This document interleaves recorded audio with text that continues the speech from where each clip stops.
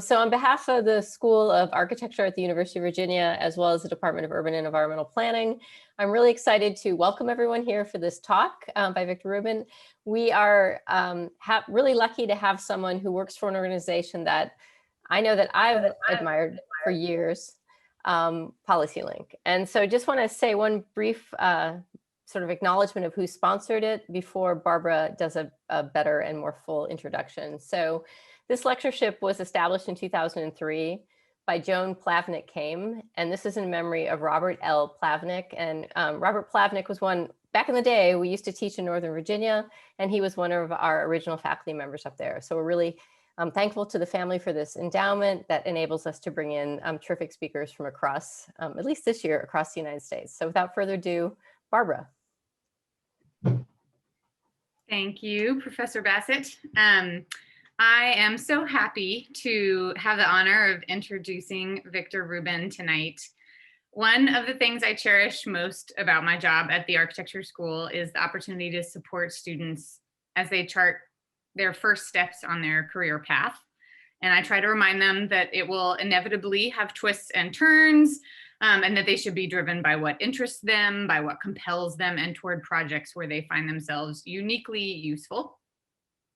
But the truth is, in order to contribute to the most complex and tractable challenges we seek to address in the urban world, racial injustice, climate change, etc., there are a few simple professional paths down which aspiring change makers can just blindly follow.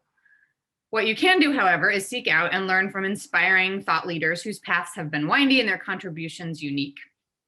Victor Rubin is one of those people, as you'll hear in his talk today. He's a bridge builder, a weaver, a translator, and he's trying in all of his work to push our disciplines toward impactful, ethical, creative urban strategies that help us produce a world closer to the one we want to live in. He is a senior fellow and former vice president for research at PolicyLink, which is, as you will hear, a national nonprofit institute advancing economic and racial equity through policy change. They're one of the groups that inspires the Equity Center that I run and pushes a lot of the planning field towards best practices. He's been an urban planning researcher, teacher, and consultant for more than 35 years. He's led the research and documentation about ArtPlace America's community development investment program, and supervised pilot assessments for the Art Town part of the National Endowment for the Arts. He's published widely on issues of race, health, arts, and culture and their intersections. He has been an advisor to the American Planning Association, the AIA, and many other organizations on the health and the built environment and social equity in their intersections. He joined PolicyLink in 2000 after serving as the director of the HUD Office of University Partnerships, a program I very much wish we had back in the federal government. He's an emeritus professor of the California Planning Roundtable and was formerly adjunct associate professor for the Department of City and Regional Planning at University of California, Berkeley. He also received multiple degrees from there in planning and his PhD as well. He serves on the advisory council for the Center for Community Engagement at University of California, San Francisco, the National Advisory Council for the Robert Wood Johnson Foundation's Interdisciplinary Research Leaders Program, and as a public director for the board of the Association of Collegiate Schools of Architecture. So bridge builder, translator, and really helping us all to better practice. So without further ado, thank you for spending your time with us, Victor. Oh, thank you so much, Barbara and Ellen and everyone who helped put this together. It's really a pleasure. I would have been happy to do this to talk about any aspect of things I've been involved in over the years, but as maybe the bio sketch suggests in the introduction, and will become clear, I hope, this question of the roles and commitments of the university when it comes to being engaged with the community, whether it's service, teaching, scholarship, economic impact, is a through line for all of the different things I've been involved in. And it feels like a time when universities like Virginia are thinking that through with a level of clarity and intensity and humility, driven by larger events and struggles for racial justice, among other things, and the pandemic, that I think is going to lead to a very exciting new period. Whether we get an Office of University Partnerships back in all its glory remains to be seen on the outcomes of the elections and any number of other things. There was a whole period, actually, at the beginning of the Obama administration, when a whole range of us veterans of it in the Clinton administration got together and proposed a modest several $100 million revival of it. And then the recession took the entire HUD budget away and it never got going. But those folks are probably still out there. And but we should do it different and better this time. So what we're going to do is talk a little about the kind of work that Policy Link does on racial equity, and take a look at the role of universities, research institutes, faculty, and students in a few of those projects. The projects are important in their own right, and I'm so glad that Ellen and Barbara have been able to learn from the experiences we gather from community groups and the work we do over the years. But we're going to talk about these things on two levels. One is a little bit about the projects themselves, but our interest today is in a bit more directly about how faculty get involved, how institutes and centers and universities get involved, and how universities as a whole take on these racial equity work. We'll talk about several projects, and then we'll talk about these three advisory roles that Barbara mentioned. I'm semi-retired now. The senior fellow title means I'm theoretically working, at least for money, only half time, but I've been happy to join all of these different efforts to move universities forward, and they give me some good lessons. And then let's turn those into some questions for you all. Where UVA is going in this respect? What would be next for the Equity Center? What does it mean for the university as a whole? And we'll leave time for those questions as we go ahead. So let's see.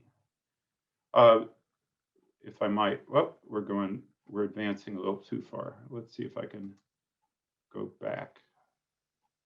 Well, give me a minute. Whoop. Okay, sorry about that. Before I came to PolicyLink in 2000, there were two formative experiences in my career, but I should say that at some level, all this started way back in 1974 as a first-year graduate student and right out of college, doing research in a class, a graduate class, on behalf of a community-based organization, which later became the Oakland Training Institute, which became PICO, which became Faith in Action, which to this day is one of the country's leading networks of faith-based community organizing, on housing abandonment and vacancy, and tracking who owned the properties and how they came to be vacant and what the policy alternatives were, where a group of graduate students worked in service to the community leaders of that organization. And as simple as that was, it was a formative experience. And I always wanted graduate school to have that kind of connection to community. While I was doing a doctorate many years later, or 10 years later, I was still involved in Oakland, where I was living all that time. And as I finished the doctorate, I was asked to join a new startup partnership in 1986 that you see on the screen there, called the University Oakland Metropolitan Forum, where 5 of the local colleges and universities organized applied research and various kinds of training and capacity building with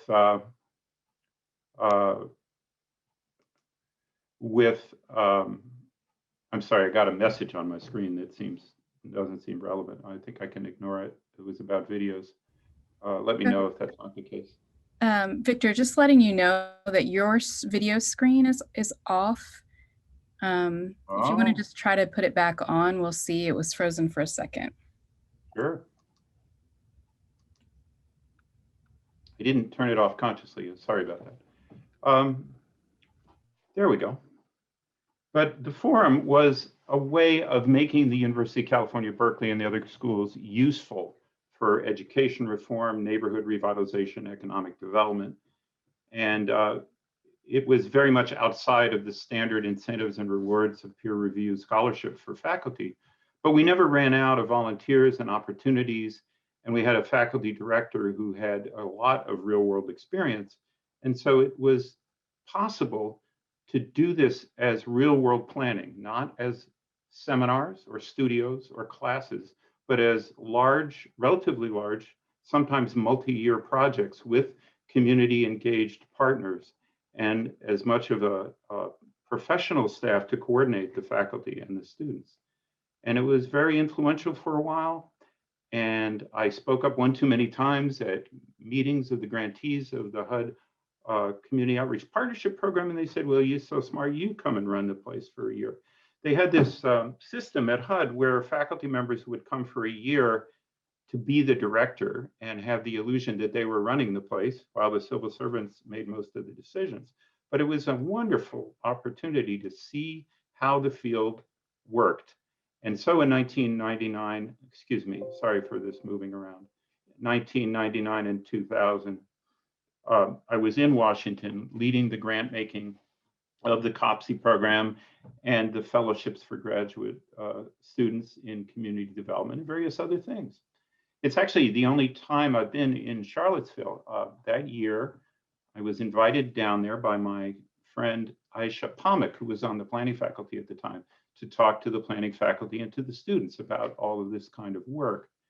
And I remember having a wonderful day, but I also remember that that was a very weird time when a sniper was shooting at cars on the highway between Washington and Charlottesville. And I thought, I'd love to visit the University of Virginia, but I didn't plan on risking my life to do it. But fortunately, nothing untoward happened. And I'm delighted to be back to talk with you again. Now, I'm sorry, this is still a little fussy here. There we go, that's probably better.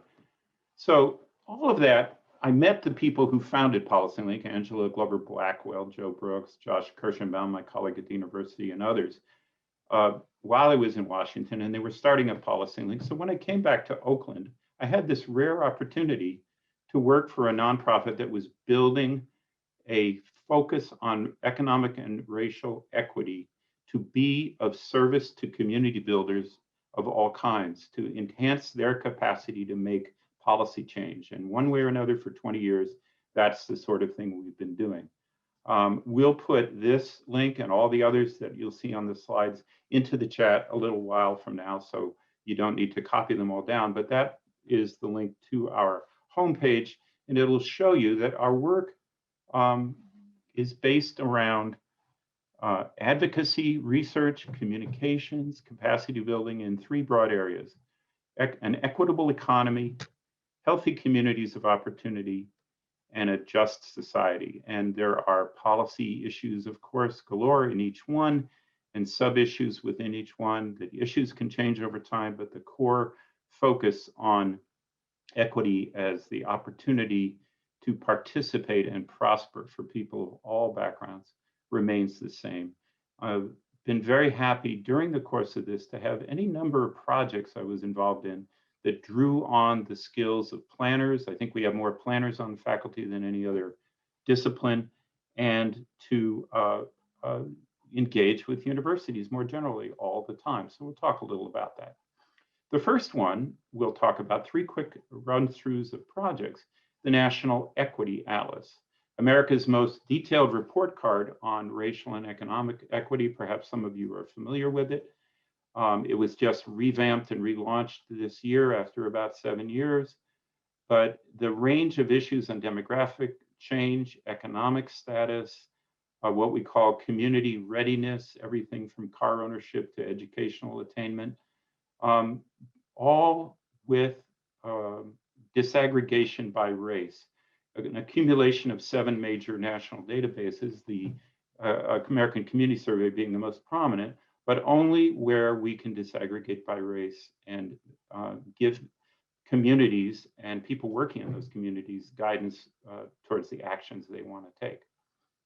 But without going into details about the atlas, the important thing for today is to know that apart from our tremendous staff of Sarah Truhaft, our new vice president and longtime staff member, who created the Atlas with the team, it's a partnership with the University of Southern California. The Program on Environmental and Regional Equity has recently changed its name to the Equity Research Institute. And Manuel Pastor, the head of this institute, has been a tremendous partner to us, but more importantly, in everything that the Institute does, an authentic and serious partner with community-based organizations. I put at the bottom here a link to a study they just released a few weeks ago about the impacts of COVID on Los Angeles. And he gave a presentation recently that I heard with his community partners that just shows how thorough they are and how important it is to have your community partners in at every stage of the research, from problem definition through the analysis, through the dissemination and use of the data. So I commend them to you in their own right, apart from the ways in which they've been able to help us and our partners create the National Equity Atlas. The second project is a little different. And by the way, this just illustrates that I'm sort of a jack of all trades and a master of none, but I don't have the intense specialization in these things that the faculty I'm drawing upon have, but we hopefully can be the translator that Barbara mentioned. We had a project for several years with the support of the Robert Wood Johnson Foundation on racial and ethnic data disaggregation to advance a culture of health. And that bled inevitably into discussions of how the 2020 census should be organized. The first question about how to measure race and ethnicity is focused on how do we know more about people than just that they are Latinx or that they are Black or that they are Asian? Because health disparities depend on a more specific understanding of backgrounds, culture, nationalities, language, immigration status. And many of the databases that people use to analyze health will not get to that level of disaggregation. There are a lot of people trying to change that. And this project was designed to learn the best of what's known, get those people together, and come up with a change agenda. And it was happening during the years running up to, of course, the 2020 census, which has become intense and politicized on issues of race far beyond what we ever could have imagined. This young fellow, and this is probably my favorite photograph in 20 years at PolicyLink, is not just Asian, as he has just typed into the computer. He is Yu Mien. He is of a Southeast Asian background. And it is Southeast Asian researchers, activists, community leaders in organizations like the Asian American Pacific Islander Health Forum, who have raised this data disaggregation level to the heights that it has gone, because they have realized all kinds of ways that lumping together Asian Americans, let alone Asian Americans, Pacific Islanders, as if they were one homogeneous category with one income, one education level, one set of health indicators, disguises and makes invisible the relevant factors of all their lives. And so they have pushed in education, but also in health and in other fields for tracking sub-racial categories for useful policy purposes. Here's just a little more to lay what that means. Disparities and inequities can only be eliminated if there's high quality information to get at health disparities. It has to be culturally specific. It has to be more specific than the big categories you see at the bottom of the page. So we went about finding out who knows some things about that. Not surprisingly, it comes in a lot of places. One place it comes is from activists who've been personally trying to change the system. This slide, take a look at the second headline, not just y'all account, but check it out, check it right. You ain't white. Middle Eastern, North African people in the United States have had a default classification as white for almost 100 years, no matter how they are actually treated or how they see themselves. And leading up to the 2010 census, there was a lot of community activism and leadership among policy groups and advocacy groups to take advantage of the opportunity to write in one's Arab ancestry or one's Iranian or Turkish or Middle Eastern ancestry. Hold that thought, because it's obviously going to come back again. We got together with our Robert Wood Johnson Foundation, teams of researchers, more than 20 altogether, from places like UCLA, Columbia, Duke, the University of Michigan, as well as the National Congress of American Indians Policy Research Center. And they each did a paper on one of these major racial groups to talk about what the possibilities and barriers were to subracial categories. So here's a case where the role of the faculty members is to provide their specialized expertise, that of their colleagues, their research institutes, but it's for a national project, not for directly a community level partnership. Our job was, if you will, not just to publish their work, but to translate it, to convene diverse stakeholders, advocates, local leaders, national leaders of all kinds, funders, people who could make change, staff of the US Census before they were totally overwhelmed with the things that you've all heard about, to generate an overview of the policy possibilities, the changes for practice, and produce a general purpose report. And that was the report that you can see at the link there, which will be in the chat. And two of these groups who we convened have subsequently taken that work on and succeeded at bringing about some policy change at a number of levels. I'll mention quickly that we did advocate against the citizenship question on the census, not surprisingly.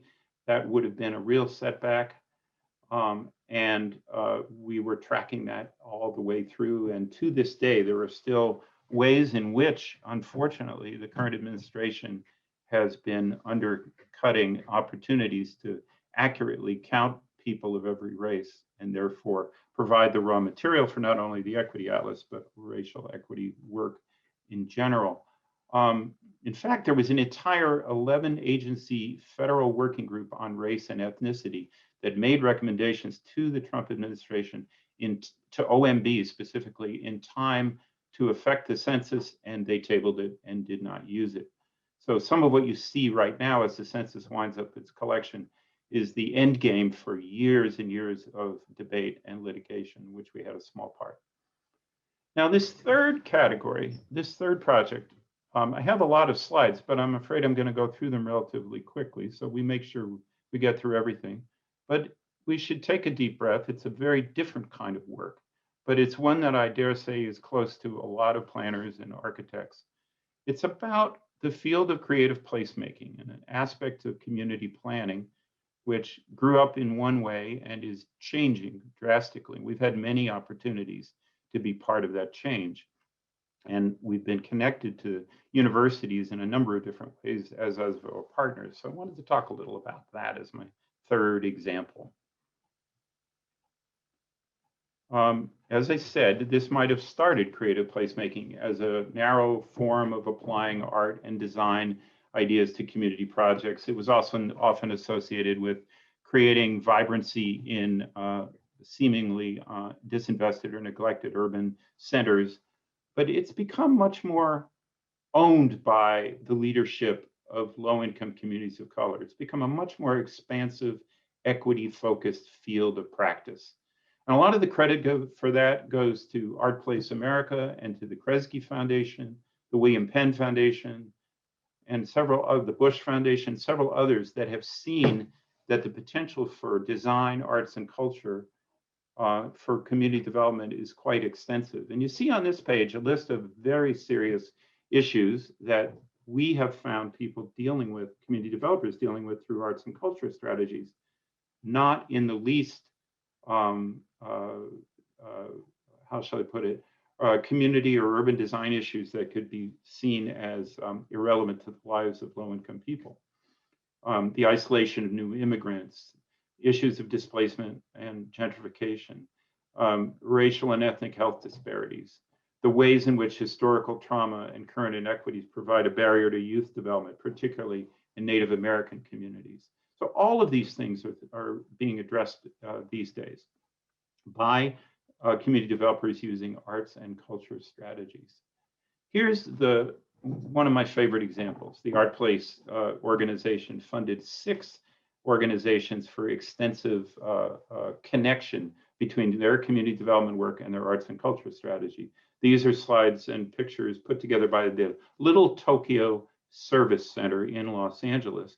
Little Tokyo was right in downtown Los Angeles. And it was an ethnic enclave, but a little more about that. It's a little more complex than you might think. It's been there for more than 100 years. Its residents were rounded up and displaced and put in internment camps during the Second World War and returned to a neighborhood where people of other races had been living, had moved in and coexisted with them. But now Little Tokyo is, again, a proud, historically cohesive neighborhood fighting to determine its own future. And Little Tokyo Service Center and the other organizations in the community thought that arts and culture strategies could be their ticket for organizing, for explicating their goals, their objectives, for creating visions and acting on them. There is property right in the Little Tokyo neighborhood, usually called First Street North, for which the future is at stake. And a lot of the organizing is designed to show that Little Tokyo is and always should be a vibrant Japanese American community tied to the communities of Greater Los Angeles. And the LTSC, Little Tokyo Service Center, developed a range of strategies for making that clear and responding to the hot market that surrounded them and threatened to swallow them up. There were many such activities. This one, TAKACHIZU, is sort of a Japanese style treasure hunt where the treasures, if you will, physical and social and cultural treasures of the neighborhood are mapped and shared. But there was another project which Professor Tina Takamoto of the California College of the Arts led, which documented the history of Little Tokyo in the late 40s and throughout the 50s, when it was also a Bronzeville, where African Americans had moved in initially when the Japanese Americans were interned, but how they coexisted in the 50s is a little known part of that history. And the history was not only documented well by Professor Takamoto and her students and all the other colleagues, but it became the basis for some of the changing vision that Little Tokyo Service Center had of itself.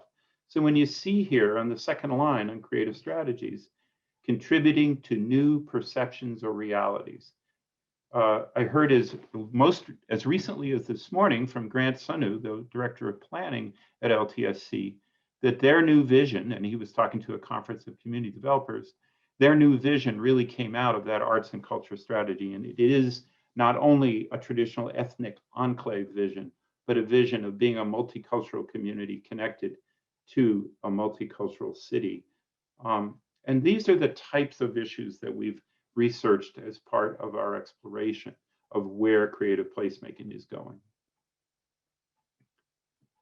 So apart from the fact that there are these remarkable connections being made around the country between community developers and planners and artists, which we've documented in our work, there's also a growth in courses and teaching and studios and ways in which faculty members and students are engaged with this work. And I counted architecture, urban planning, community development, public policy, nonprofit management, arts administration, and fine arts as departments, all of which have courses explicitly on creative placemaking or creative placekeeping.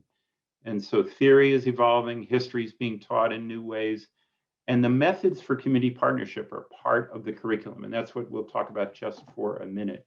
It's a very exciting development. It was recognized by Maria Rosario Jackson at Arizona State University and some others that there were enough people doing this, and Barbara, I think you were part of this as well, that we convened last year to see what is going on in the realm of teaching creative placemaking. And it wasn't just faculty members there, artists who were experienced in social practice, grassroots organizers of various kinds, both in the Phoenix area and around the country, supporters in philanthropy who recognized this new trend. And it was a very much a groundbreaking event which showed that there was enough there to build on. We were asking ourselves some tough questions. We don't always have the answers. How does this work equitable? What are the competencies that people need to do it? And what are the ethical considerations when you do this kind of teaching? How would you organize it if you were going to go outside the classroom? Where would you go for this? And I think what you'll see, and I venture to say at Virginia and at most other schools where, particularly where planning and architecture are in the same school, one way or another, attention to these issues. And one way to look at how this ties back to other things I've been saying is that the heart of this is not the technical design issues. It's not the data management issues. It's how to work in authentic partnerships. So here are some competencies that Liz Crane of Art Place America put together to identify the kind of work that has to be done and has to be included. And this means you don't just train people when they're on the job. This training really should start when folks are in college, in a design major, or in graduate school in architecture, planning, or landscape. And we're beginning to see more courses that can do this sort of thing. So whether you think of professors like Tina Takamoto lending their particular skills to a research project, or faculty members from around the country figuring out how to do this kind of teaching, you'll see that it's one of the ways where a new field of practice, in this case, creative placemaking, or a newly reconstituted field of practice, can be at the heart of authentic partnerships. So I want to take a quick look at those three other activities that I've been involved in, because I think they each have a lesson about racial equity and the role of the university, and then we can open it up for discussion.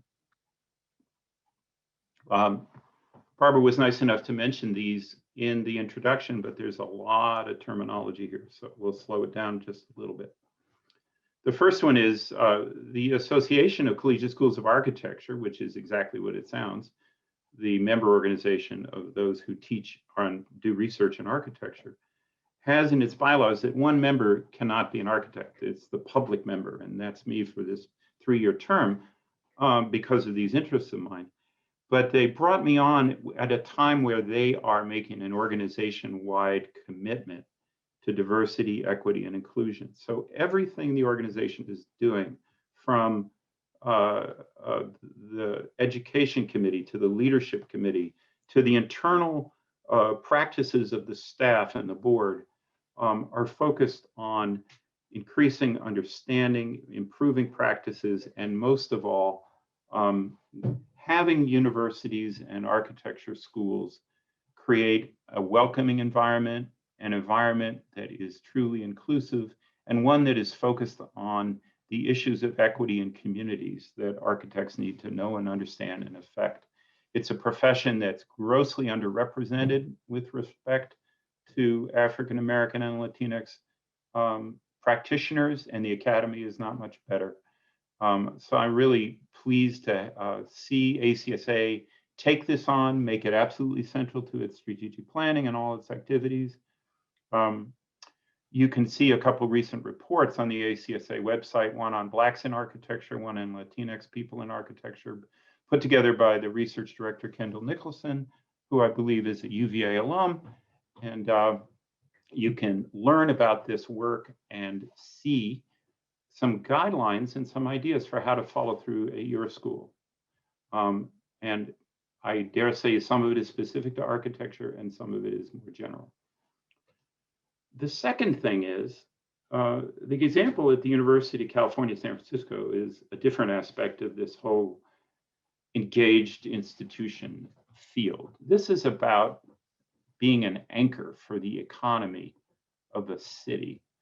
UCSF is an enormous health and medical complex, not just a medical school, but nursing and pharmacy and dentistry, and a huge health policy research. And it runs San Francisco General Hospital. It does tremendous amounts of direct care as well as groundbreaking research. It's also the second largest employer in the entire city and one of the largest in the region. So it has a tremendous impact, and it has traditionally not been well connected to the southeast neighborhoods of San Francisco, where most of the low-income communities of color are located, from the Mission out to Bayview and Hunters Point and Ingleside and other places that some of you may be familiar with. And even in a San Francisco that is becoming more wealthy and frankly pushing out a lot of its low-income population, these neighborhoods need to be connected to the hiring at the university, the procurement and purchasing strategies at the university, and the investments of the university's capital. And it has come to pass after several years of hard work by a number of people on the faculty and in the community and on the staff that a whole structure has been set up to make this anchor institution concept real, to make it live. There are big subcommittees for each of the three topics I mentioned: hiring, procurement, and community investment. I'm the chair of the community investment subcommittee. But this structure works not only because the faculty leaders who have been there for a long time have put their heart and soul into it, not only because the administrators at the highest level have endorsed it publicly in a way that I don't think they can go back from, even if they wanted to, but because community participants are fully engaged. And I think there's a structure set up which will make sure that it is responsive to a Black Chamber of Commerce or an Asian community health clinic or a Pacific Islander community center or any number of institutions and leaders in San Francisco who can tell whether that economic impact is really starting to make a difference. So we're just in the first year of implementation, but it's a very encouraging thing. It is also one example of what's going on around the country in what's known as the Health Anchors Network, run by the Democracy Collaborative. And if you're interested in that aspect of all this, I recommend that to you. Now, the third list here is about another aspect of engagement. It's about community-driven research. The program with the long name here, the Robert Wood Johnson Foundation Interdisciplinary Research Leaders, is a fellowship program run at the University of Minnesota, where each team of grantees is 2 faculty members and 1 community partner.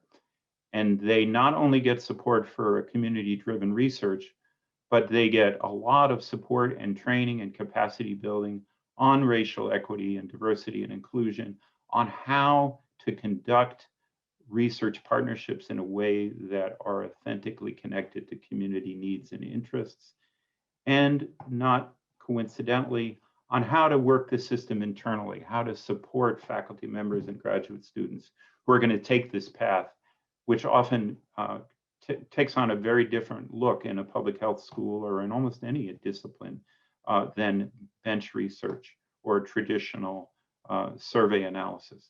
This has been going for about 5 years now, so there's starting to be some graduates of the early cohorts, some published research, and a sea change, I think, in the centrality of community-driven research in public health. And it's going to run for another 5 years. I've been happy to be on the advisory committee, reviewing proposals, thinking up the themes for each year. And this is very broadly defined public health. It's environmental health, it's housing, it's community issues beyond health access issues. It's slow going to change. All of these are like turning the proverbial ocean liner around, but I think that they are, and we are, making progress as well. So you can see from these 3 things, 3 very different dimensions of where this community engagement venture is going these days. And for each one of these 3, there are other examples. So let's close then, pardon me, with some questions. These might be relevant to you, or there may be other things that the conversation has sparked. First thing is just maybe obvious, but it's worth remembering that universities are very, very different from each other. And what works at one place isn't necessarily relevant elsewhere. One of the fallacies of the early days of this work 20 years ago was that a set of rich private Eastern universities with huge endowments and adjacent to low-income neighborhoods became the image of this work, Yale or Penn or Trinity College. Nothing wrong with them and the intense and often terrific work they did, but that's not the University of Texas, El Paso. That's not the University of Illinois in Chicago. That's not Spelman and Morehouse colleges. It's not the University of Colorado, Denver, or the University of Memphis. The variety of schools, their locations either in urban areas or in small towns, their relationship to research, whether their student bodies come from the local area or from around the state or around the country, whether they're public or private, whether they have more money than God or they're really strapped. All of those things affect what they can do, what they need to do to face racial justice issues, and how they build trust in the community. I'd be interested in seeing where people situate UVA in that regard. The second question that everybody needs to face is, where's the energy coming from? Where's the leadership coming from? You've heard me talk about 3 different kinds of work. One I'll call individual faculty and student action. There are real heroes and heroines out there. There are people who are dedicating their careers to doing this in authentic ways, but they are often individual or very small groups of people. The second level might be a dedicated program or a center where you get beyond depending on just one individual, and you have enough resources to hire a professional staff that augment what the faculty and students can do. And then the third level we'll just call an institution-wide commitment. The university puts its own money into this work. The university changes the way in which faculty are assessed so that they can be encouraged, if not rewarded, for doing this work. The university allows for a level of shared governance with community on issues that affect them. Those are choices too. And to some degree, it's evolution over time, but you always have to have the larger goal in mind. And then just lastly, everything is about sustainability. It's a truism in this field that things that look good for 3 months and then disappear often have done more harm than good. So how do you build knowledge? How do you cultivate relationships? How do you transmit what you know? And how do you have a real world impact? And as I've alluded to, I think that takes more than just individual faculty and classes. So the models are out there, but they have to be adapted to every local situation. And I'm delighted to help you move that conversation along.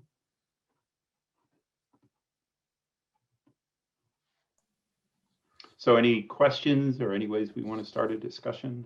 I will. Okay. Barbara, are you with us? Yes, I'm here. Great. And I have not been looking at the chat while it was going on. I'm going to try to catch up without losing track. There we go.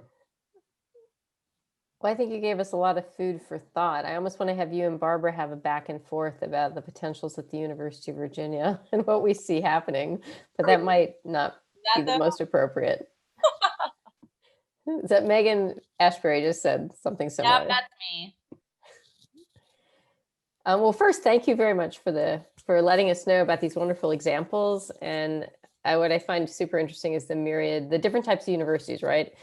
USC to USF, UCSF to some of these other entities that are out there, and we are clearly in a different sort of space. So maybe we start with actually, Sneha, you put a really great question up. Why don't you ask it yourself, if that's okay, and then we'll take it from there. Sure. So these questions actually are, or somebody wrote to you. Sorry. No, that's fine. Great questions, Sneha. No, these are the questions posed here. Sorry, let me just try to get my video off. Okay. Posed here by Victor. And so I think that one of the important things that he mentions here is universities and their partnerships are very different. What is the approach that fits best here at UVA? And so that might be something that some faculty administration that might be here, as well as students. I'd be curious to know what students think about how UVA fits within that larger conversation.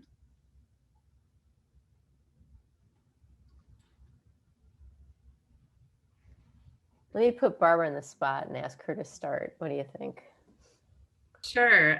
Victor and I have spoken a little bit about this before, and actually the work that I was asked to present at Art Place that he mentioned when there was a convening of like, who's doing this work and what are the bounds of research ethics to do creative placemaking work equitably.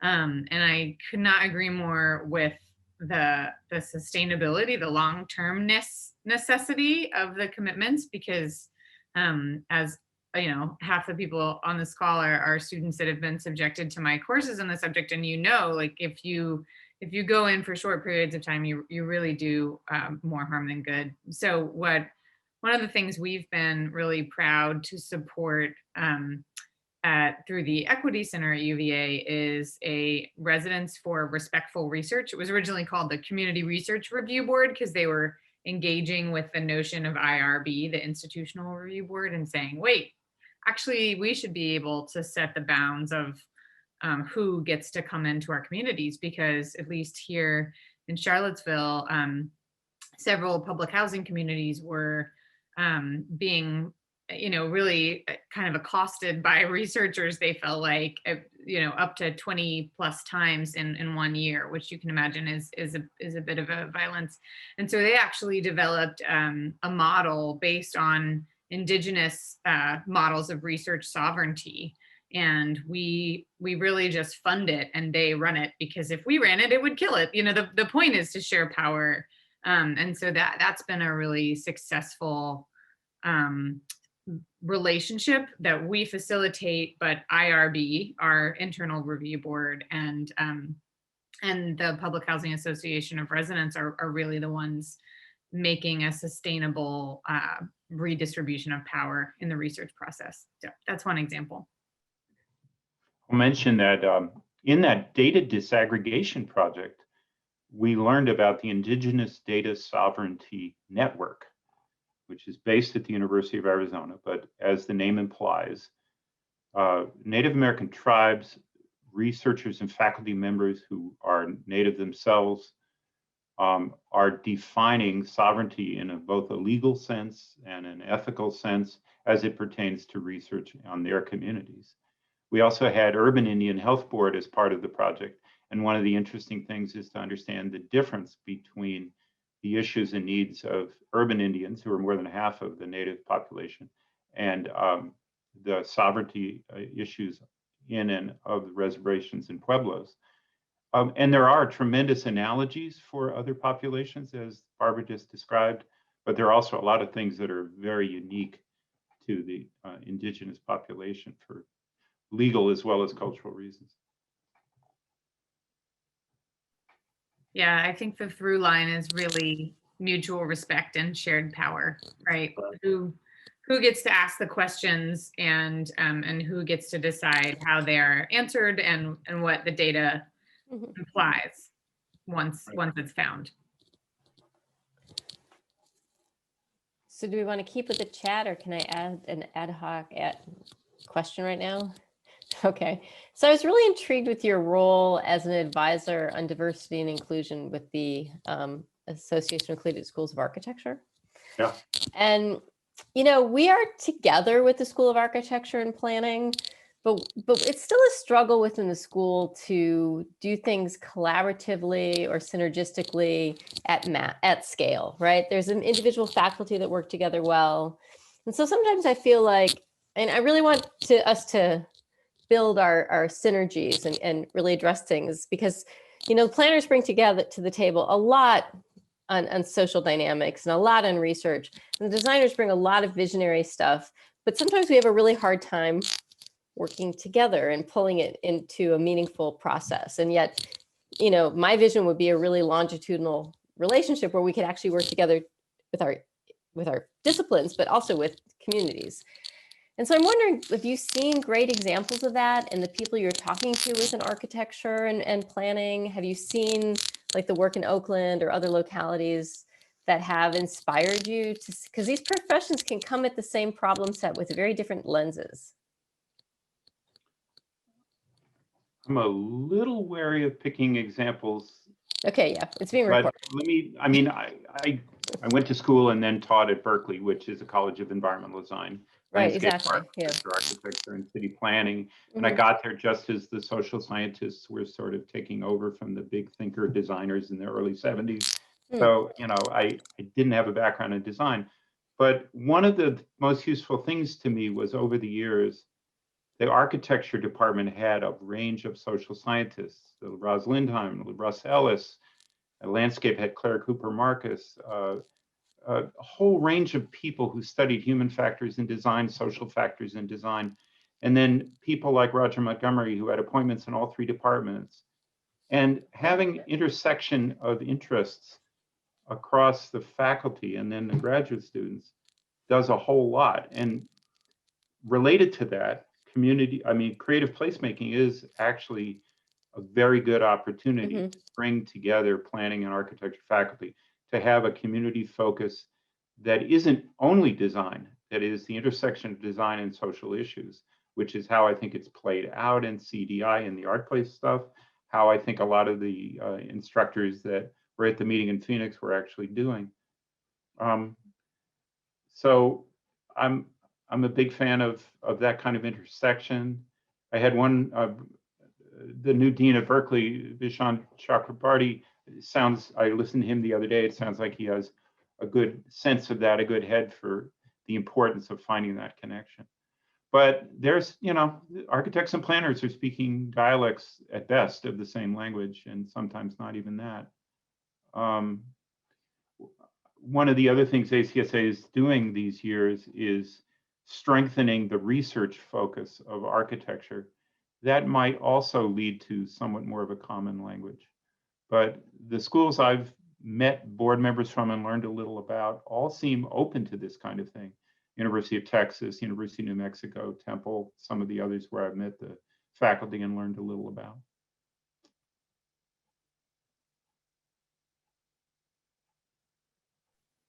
Yeah, it strikes me that often that's how practice really works, is that we work on collaborative teams. And so it's a missed opportunity when we don't make the space to model that in our practice. So at the University of Texas, we did have an alley flat initiative project that allowed for that sort of thing. But you're right, Ellen, it was all about longitudinal commitments, so that there were many, many years. It was a community-driven project. We were able to get a fair amount of grant funding to make really cool things happen, including building 2 houses, with design build included. But it also had a lot of really cool courses on finance and, urban ecology through planning. So it's possible, but you do have to kind of commit for a while. And I'll say that Arizona State University, where this meeting was held, the meeting was there because there's a critical mass of people in the Herberger Institute of Design who are not straight up architects or designers. They are urban planners like Maria Jackson, or they are social practice artists like Michael Rode, or there are people who are working directly with community-based organizations. So they have consciously in Herberger and in the School of Design created the intersections that I think you're talking about.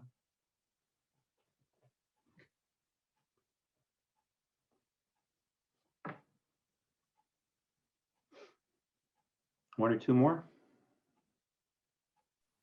So if we don't have any from the audience, I'll say I would love to hear more about the importance of disaggregating data.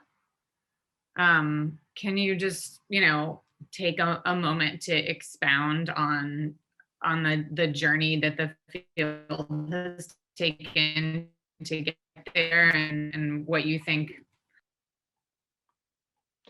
Well, for each of the major racial groups in the country, there are differences that matter for how people experience what kind of health they have, how they experience race and racism, what their economic status is now, what opportunities they do or don't have access to. It might be the difference between Afro-Caribbean immigrants, African immigrants, and African Americans who are descended from enslaved people. It might be the massive differences between Southeast Asian and Japanese American or Korean folks. And it's not just about income.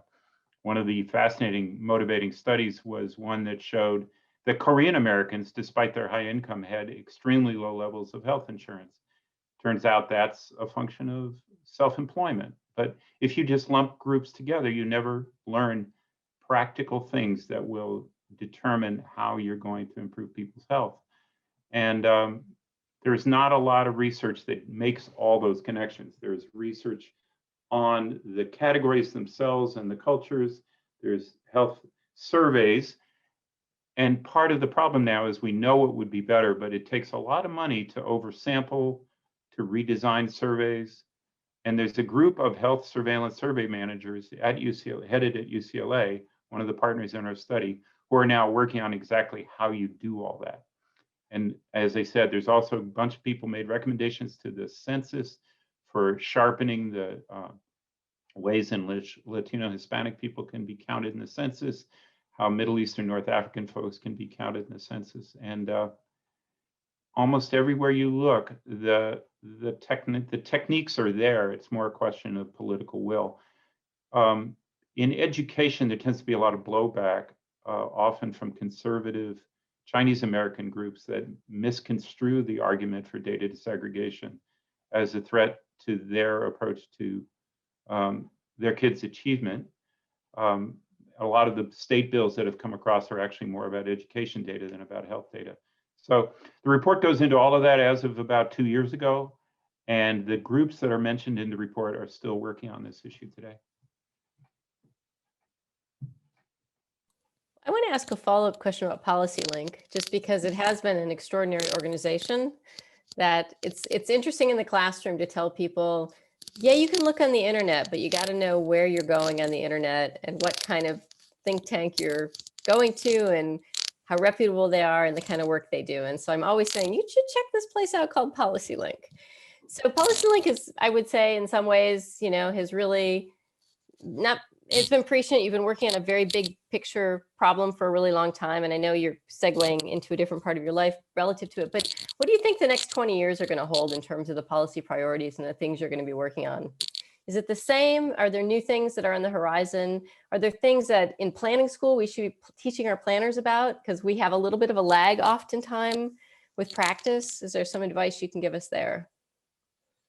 PolicyLink's changing significantly over the last couple of years, and that change has been even more energized by the events of the last 6 months.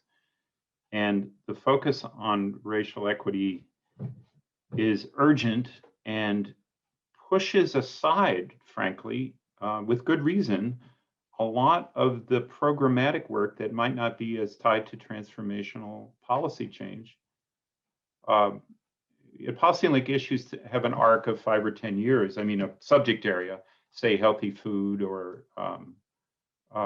information technology, and whatever it is. But underlying it is, how can we push for a larger scale change than we have been? Because we've been supportive of community planners, community change efforts, local school efforts. And Michael McAfee, our relatively new CEO, although he's a veteran of the organization, has been pushing us and pushing himself to be at the forefront of the national, to be part of the infrastructure of a national movement for racial justice. And everything flows from that.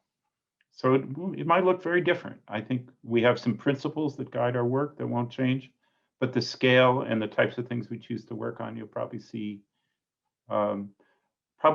less of the local planning work and more of what we'll call national movement building.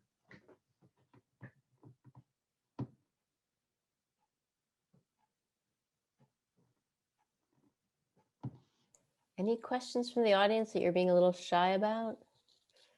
I definitely recognize a number of names out there.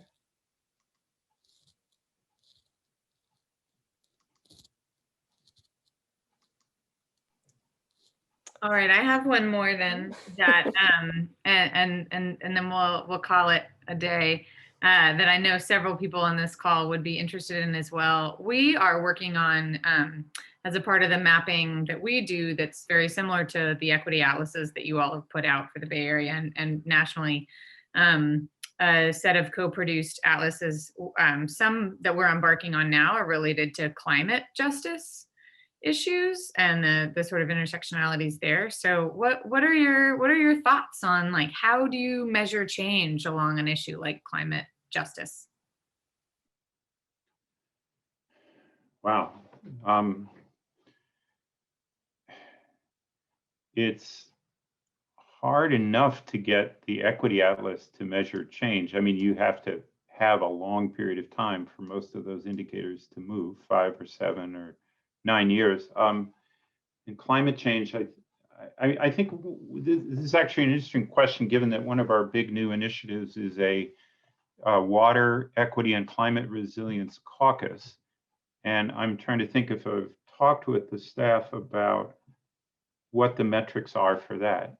Because to be honest, the other major push that Michael McAfee is making, is about focusing on results relentlessly, if you will. Not that we weren't always concerned, but when you organize a new project, really need to be able to say where you think what you're going to be able to accomplish and hold yourself accountable for it. And there have been policy wins related to climate change at the state level and the regional level among some of the members, or wins for things as simple as getting people's water turned back on, or moratoriums on shutoffs, or things of that sort. So there tend to the short-term wins just to keep people out of disaster or pull them from emergencies should be relatively easy to measure. The longer term, I think the growth of a green economy can be measured readily. The jobs and industry and nature of enterprises that support climate change, and who gets those jobs, and all the things you would think about when you looked at an equitable economy assessment of new sectors and industries. And I think that's where a lot of the energy is going to need to go.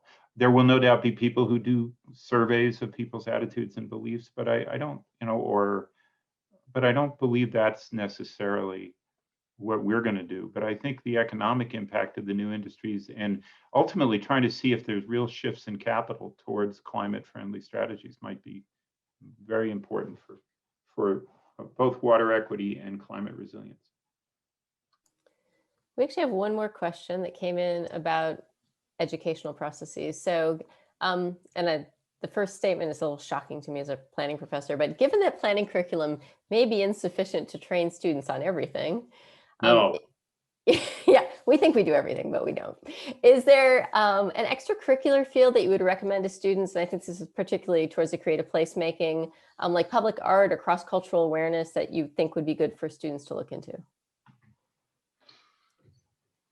I made reference to a term in passing without really defining it. I said social practice of art. And I've come to understand that as a step up from, well, let's back up a second. Think of the social practice of art as an artist getting involved in social issues, and then the civic practice of art, of an artist who knows how to help facilitate a community process, to help a community organization or a neighborhood group use the skills that an artist has to make that a better process. That's very exciting. It's 1 degree removed from planning. It's not radically different, but most planners aren't going to have time to focus in on what are the roles of the arts in strategic planning, in facilitation, in problem definition, and community organizing. And that's one of the most exciting things I've seen, and one of the areas where a big university that has both kinds of programs could do whether it's extracurricular or not, could do all of it. So a group called the Center for Performance and Civic Practice, CPCP, coined the term and did a lot of work with the organizations I was describing there. And Michael Rode, the founder of it, teaches at Arizona State. There are other folks doing this as well, Ashley Hansen, and a group in Minnesota called the Department of Transformation. Fun. You could do a lot worse than start with those two. That's great. And I just want, for those of you who are in the call and didn't see it, over the weekend, the New York Times did a wonderful compendium of the best protest art in American history. I don't know if you saw this. The visuals online for the New York Times are fantastic. So it's like 1 through whatever, 25. So, silence equals death. But the first image they showed was the monument on Monument Avenue with the projections of, Breonna Taylor, George Floyd faces, and sort of the space that's become as an expression of protest, but also kind of coming together. And so it was very moving to me this summer, or sorry, this Sunday. Any other final questions before we let Victor thank him very much for his presentation? I know we've got some appreciative comments on the chat for you to look at as well. Thanking you for your work. Oh, my pleasure. An hour. Thank you again, Carl. Time always goes through so fast. I'd love to keep up with what you're doing and in any way I can. Well, we hope that the next time you give one of these talks, you're going to highlight the University of Virginia and the things that the Racial Equity Center is doing, and the department and our School of Architecture. And I think, you know, we're on the cusp of doing some really great work, and we know we've got a great group of committed people and an excellent leader in Barbara Wilson. So can you guys join me in saying thank you very much to Victor for his talk? That was great. Thank you. Thank All you. Thanks, Megan. Thank you. Appreciate it. Nice seeing you all. Thank you for coming this evening. Okay. Bye-bye. So much, Victor. Yeah, thank you again.